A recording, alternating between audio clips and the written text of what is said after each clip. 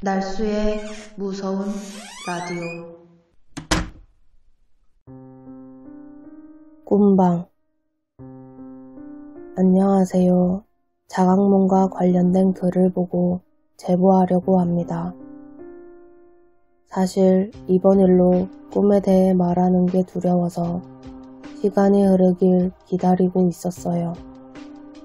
그리고 지금은 괜찮은 것 같아서 이야기를 하려고 합니다. 저는 자각몽이 가능합니다. 언제부터인진 몰라도 자연스럽게 됐던 것 같아요. 대신 꿈을 꿔야지 하면 꿈을 꾸거나 영화 인셉션처럼 화려한 기술은 못합니다. 다만 제가 꿈인 걸 인지하고 제 마음대로 꿈의 세상을 바꾸는 게 가능한 정도예요. 그날 밤에도 저는 꿈을 꾸면서 꿈속에서 제 마음대로 놀았습니다. 지금은 시간이 꽤 흘러 기억이 흐리지만 재미난 꿈을 꿨던 것 같아요. 다음날 친구들에게 그 꿈 이야기를 해줬거든요. 그리고 정말 신기하게도 저는 그날 꿨던 꿈을 다음날 밤에 이어서 꿨어요. 그날 밤 꿈속에서도 신나게 놀았다는 기억만 나요. 그리고 이 꿈 이야기를 또 친구들에게 해줬죠. 그 다음날에도 저는 꿈을 또 이어서 꿨습니다. 정말 신기했어요. 이런 적은 처음이었거든요. 그런데 그날은 꿈속에 그동안 못 보았던 여자아이가 있었습니다. 저랑 동갑 정도 돼 보이는 예쁜 아이였어요. 꿈에선 항상 제가 알던 사람들만 나왔는데 처음 보는 예쁜 아이가 있으니 바로 말을 걸고 친해졌죠. 여자아이와 저는 여러 면으로 잘 맞았어요. 그래서 더 신나게 잘 놀았던 것 같아요. 저는 이 이야기를 다음날 또 친구들에게 말했습니다. 정말 예쁜 아이였다고요. 그리고 그날도 또 꿈을 꿨습니다. 그날은 하늘이나 넓은 장소에 있던 평소의 꿈속 배경과는 달리 저희 집 거실이었어요. 저는 TV 앞에 엎드려 있었죠. 저희 집 TV 밑에 거실장이 하나 있는데 거기엔 유리가 있어서 사물이나 사람이 그대로 비칩니다. TV 앞에 엎드린 채로 고개만 들어서 유리를 봤는데 제 뒤에 어제 본 여자아이가 있더라고요. 반가워서 인사를 하려 했죠. 그런데 저는 그 아이를 보자마자 꼼짝도 할 수 없었습니다. 갑자기 가위에 눌린 거죠. 그래도 저는 가위에 눌리면 쉽게 푸는 편입니다. 가위에 대해 겁도 없어서 아무렇지 않게 풀곤 해요. 하지만 그날은 쉽게 풀리지 않았어요. 손가락 하나도 움직이기가 힘들더라고요. 그때 여자아이가 저를 보며 말을 걸었습니다. 오늘도 나랑 놀래? 그러면서 그 예쁜 얼굴이 뭉그러지더니 진짜 해괴한 얼굴로 변하더군요. 입은 귀까지 찢어져 웃고 눈은 새까매져서 소름 끼치는 소리로 웃기 시작했습니다. 저는 이 상황이 꿈이란 걸 아니까 그냥 짜증만 냈습니다. 웃음소리 때문에 귀가 너무 아팠거든요. 빼려고 노력은 했지만 그렇게 급하진 않았던 것 같아요. 그때까지만 해도 크게 무섭진 않았죠. 그런데 그 여자아이의 형태가 점점 변하더니 목이 빙글빙글 돌아가기 시작했습니다. 그러면서 뭐라고 말을 하는데 도저히 알아들을 수가 없었어요. 웃을 때보다 더 듣기 싫고 소름이 돋았습니다. 그 순간부터 저는 공포에 사로잡혔어요. 빨리 벗어나지 않으면 안 될 것 같다는 생각이 머리를 지배했습니다. 여자아이는 얼굴을 점점 제 쪽으로 들이밀었고 계속해서 제게 알 수 없는 말을 내뱉었습니다. 저는 정말 온갖 노력을 하며 가까스로 손가락을 움직여서 꿈에서 깼습니다. 하지만 깬 게 아니었어요. 또 꿈이었죠. 저는 당황했습니다. 이런 적이 한 번도 없었거든요.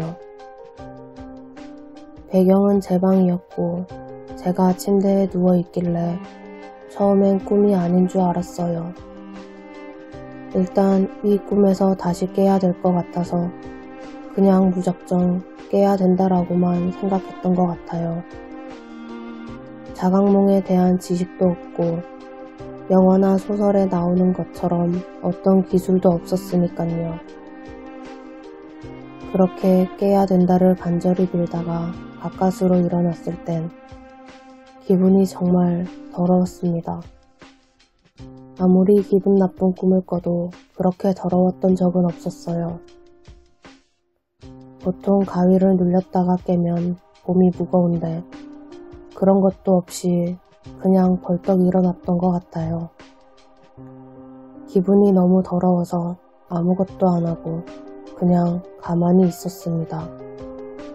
그렇게 그냥 밤을 지새우다가 아침에 잠이 들었던 것 같아요. 저는 이 이야기를 또 친구들에게 해줬습니다. 제가 말하면서 훌훌 터는 편이라 그렇게 말하고 무서움을 잊은 것 같아요. 그런데 그날 저녁부터 키우는 강아지가 자꾸 짖기 시작했습니다. 저희 집 강아지는 순한 애라 아무한테나 짖지 않을 뿐더러 이유 없이 짖지도 않거든요. 근데 그날은 이상하게 TV 앞 거실장을 보며 계속 짖더군요. 저랑 엄마가 거실장을 가로막고서도 계속 짖고 심지어 유리창을 긁기도 했습니다. 처음에는 유리창에 비친 자신의 모습을 보고 그러나 했는데 평소엔 보고도 짖지 않던 애라 저와 부모님은 많이 당황했죠. 유리창을 종이로 가려도 봤지만 계속 짖어서 관심을 다른 곳으로 끌어 겨우 해결했습니다. 물론 저는 가위 눌린 기억이 났지만 우연이겠지 하고 넘겼어요. 또 엄마가 이런 걸 많이 무서워하셔서 말하기도 좀 그랬고요. 기도 약하신 편이라 괜히 말했다가 엄마가 가위에 눌리실까봐 걱정된 것도 있었습니다. 기왕 가위에 눌린다면 기가 센 편인 제가 눌리는 게 낫다고 생각했거든요. 저는 가위에 눌려도 쉽게 푸니깐요. 그날 이후 이틀 정도는 꿈을 꾸지 않았지만 강아지는 자꾸 거실장을 보고 짖었습니다. 그렇게 2, 3일 정도가 흐른 후 저는 또 꿈을 꿨습니다. 넓은 공터가 있는 곳이었어요. 자이로 드롭을 타는 것처럼 하늘 높이 뛰어다녔죠. 땅에서 하늘로 왔다 갔다 하면서요. 그러다 또 어떤 여자가 다가오더군요. 저보다 언니인 것 같았어요. 참하고 예쁘게 생긴 언니였죠. 단정한 게 진짜 예뻤어요. 그 언니와 저는 꿈속에서 같이 놀았어요. 저는 언니한테 뛰는 법을 알려주고서 같이 손잡고 하늘로 뛰었습니다. 말로는 좀 웃긴데 진짜 그랬어요. 그런데 그 언니가 저한테 더 높이 가보자고 제안을 했습니다. 저는 좋다고 했죠. 꿈인 걸 알았기 때문에 하고 싶은 거 다 하고 가야지 하는 생각이 있었습니다. 그렇게 그 언니랑 정말 무서울 정도로 하늘 높게 날았던 것 같아요. 떨어질 때 공포감이 느껴질 정도로 아주 높게요. 조금 무섭다는 생각이 들어 그만할까 하는데 갑자기 그 언니가 제 손을 세게 잡았습니다. 우리 더 높이 가볼래? 너무 예쁘게 웃는 언니의 얼굴에 그냥 이끌리듯이 알겠다고 한 것 같아요. 정말 홀리는 기분이었어요. 그렇게 점점 높게 나는데 떨어질 생각을 안 하는 거예요. 하늘로 계속 올라갔어요. 무작정 하늘로 올라가다가 갑자기 엄마의 말이 생각나더군요. 꿈에서 누가 어디 가자고 하면 절대 가면 안 돼.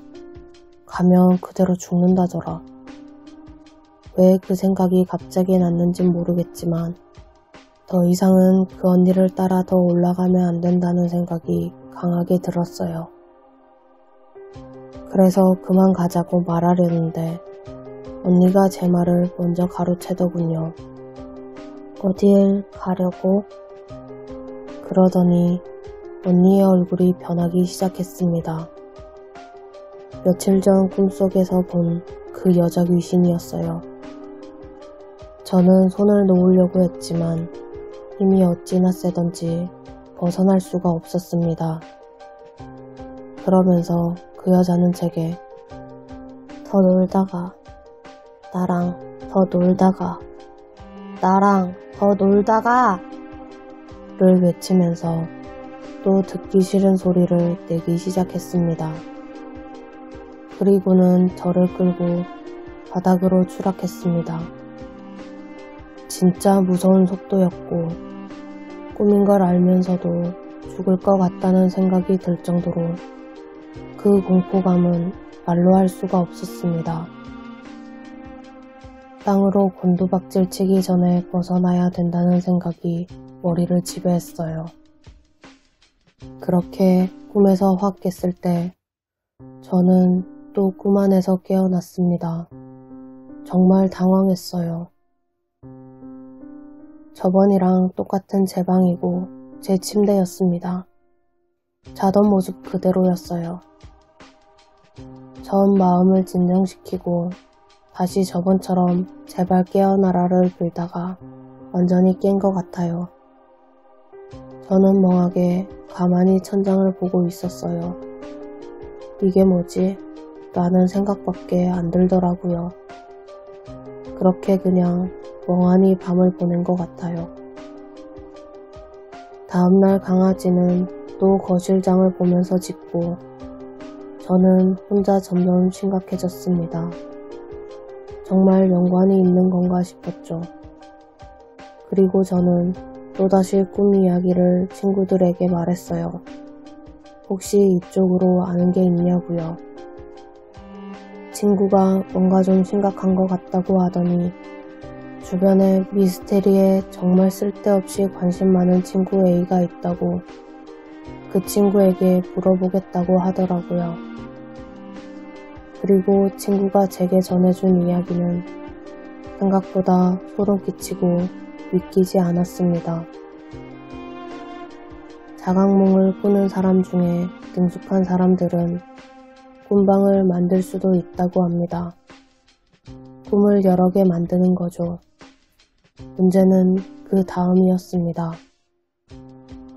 자각몽을 꾸는 사람 중에 제일 위험한 사람은 자신의 꿈을 말하는 사람이라고 합니다. 저렇게 방을 만들 줄 아는 사람이 꿈을 기록하는 행위를 하면 혼들이 그걸 보고 꿈에 들어올 수도 있다고 합니다.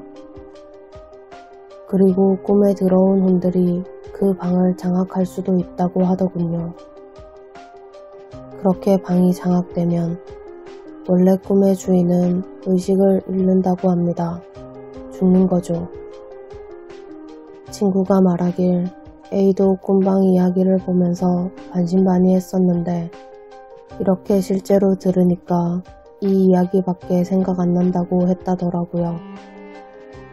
저는 말도 안 된다고 생각했지만 친구는 이 말이 믿기지 않아도 조심해서 나쁠 거 없지 않냐고 했어요.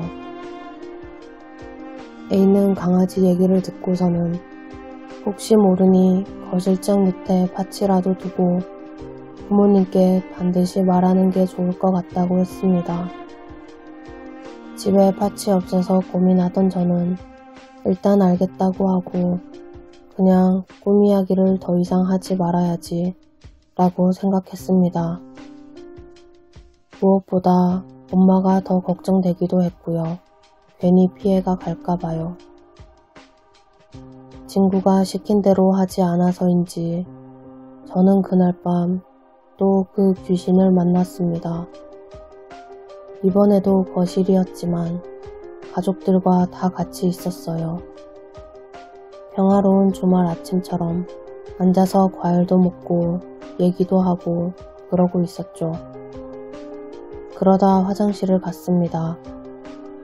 저희 집 화장실은 문을 열면 바로 거울이 보이는 구조인데 화장실 문을 딱 열고 들어갔더니 거울에 비친 제 모습이 좀 이상하더군요.